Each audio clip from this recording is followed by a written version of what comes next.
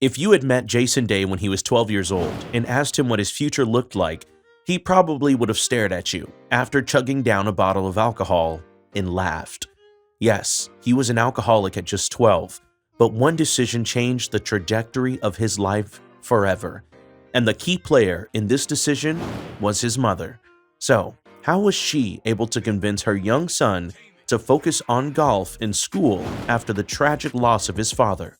We're going to dive into that and all you need to know about the rise of Jason Day to become world #1 in September 2015. Welcome to Golf Links. Don't forget to subscribe to this channel to get notifications on new video drops. This exciting story starts with a tragedy.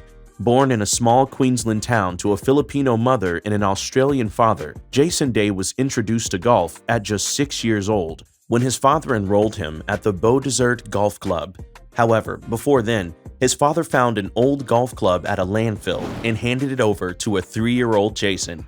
He immediately fell in love with the sport and actively played during his free time until a massive tragedy marked his rite of passage from childhood to adolescence. At just 11 years old, Jason lost his father to stomach cancer, and he felt like his life was over. Missing the presence of his father, who had always been the strict one, Jason made a massive transformation into a problematic teenager as his mother and 2 sisters tried their best to accommodate his excess. By the time he turned 12, this young child had completely abandoned golf, got into fights almost every day, and was almost always caught drunk with bottles of alcohol. Finally, his mother realized that her efforts were failing, and it was time to take more drastic action. So, despite financial difficulties where they couldn't afford to keep the water heater on or even get a lawnmower to cut their own overgrown lawn, she took the risk of believing in her son's golfing talent. All it took was a drastic decision to take out a second mortgage on their home, which was enough to send him to Coralbin International School. This wasn't just any school at the time. Not only did it have a golf academy, but this boarding school was renowned for its steep price. Apart from this, it was the school of legends like Adam Scott and Kathy Freeman. Still, she believed that being more than 5 hours away from home and the bad influences in the neighborhood could nudge him back into the golfing world. And she was right. With no access to his former drinking mates and parties as much as before, Jason had no choice but to focus on just school and golf.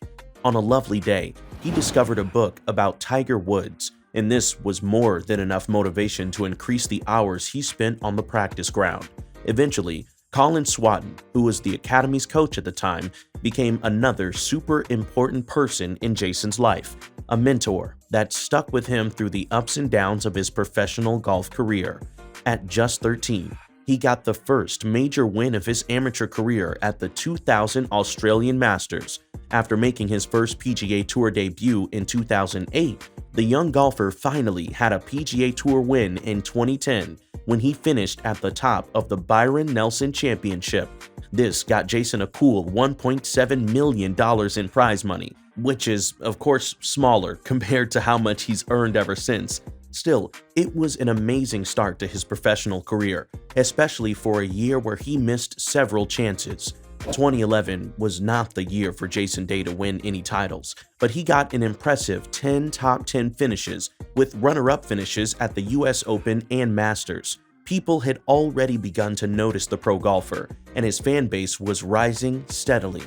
2012 was also another average year, but in 2013, Jason finished at an amazing second position in the US Open and came third at the Masters tournament. We all know how tough that is to do.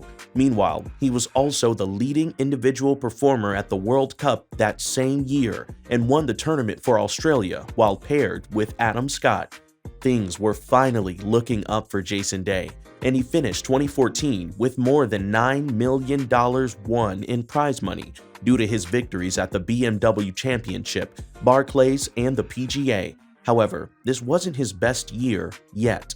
He won his second event at the European Tour in 2015, and then the Farmers Insurance Open, which was his first official title of the year.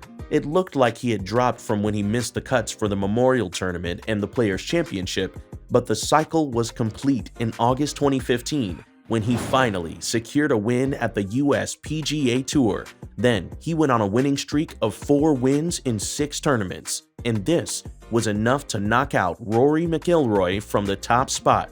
Jason Day became the world #1 and the 3rd Australian ever to do it, after Greg Norman and Adam Scott. It took 7 amazing years to get this top spot ever since his PGA Tour debut in 2008, and after starting the year as number 8 on the rankings, but it was well worth the wait. Of course, there were signs that he was gunning for that top position, especially after finishing 2nd at the 2011 Masters, 3rd at the 2013 Masters, and then 4th at the 2015 US Open. With quality wins at 2 FedEx Cup playoffs, a World Golf Championship, another Players' Championship event, and of course, the PGA Championship, there was no doubt that Jason Day was the best golfer in the world between 2015 and 2016. He also made it to the top as Forbes' richest golf player that same year, with millions stacked up from his winnings and endorsement deals. By 2018, his total PGA Tour wins had gone up to 12 after a win at the Wells Fargo Championship. Right now, he's ranked number 127 and still enjoying a successful career. However, the golf course wasn't the only place where Jason was stacking up major wins. He's one of the few golfers out there that has had a relatively peaceful personal life, especially with his family. This pro golfer met the person he would spend the rest of his life with when he was 17 years old. He met Ellie Harvey while she was working as a waitress in an Ohio restaurant.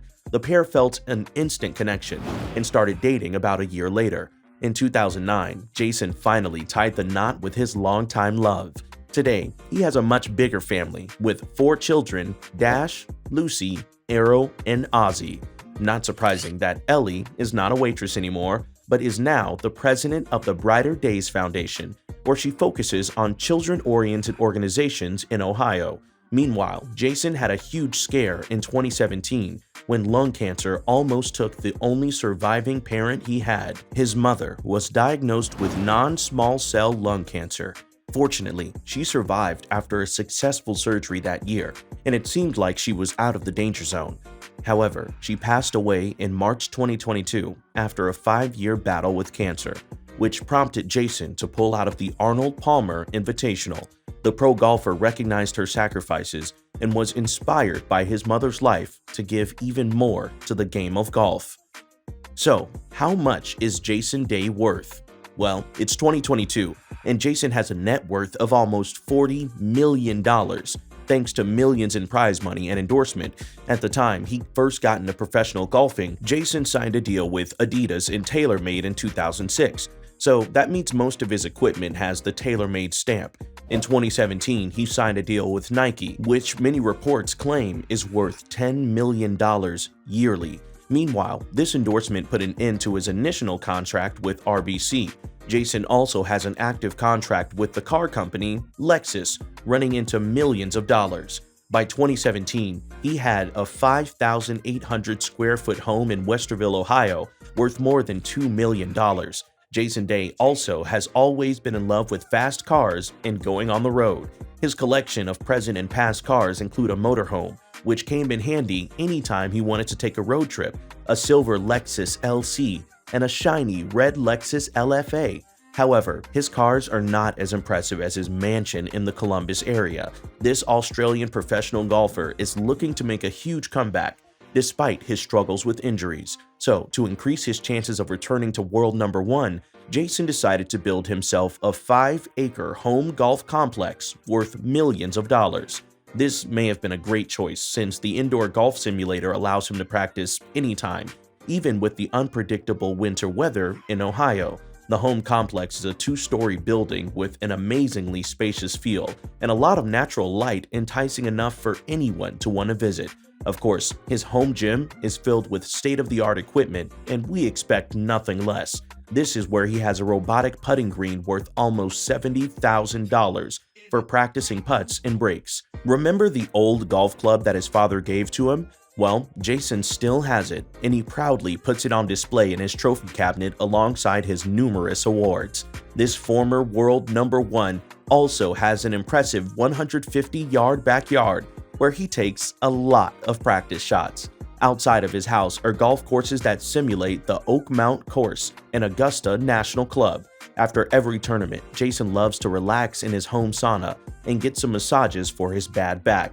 So you can tell, with all these fittings in his two-story mansion, that this Australian professional golfer is pretty serious about clinching the top sport in the golfing world once again.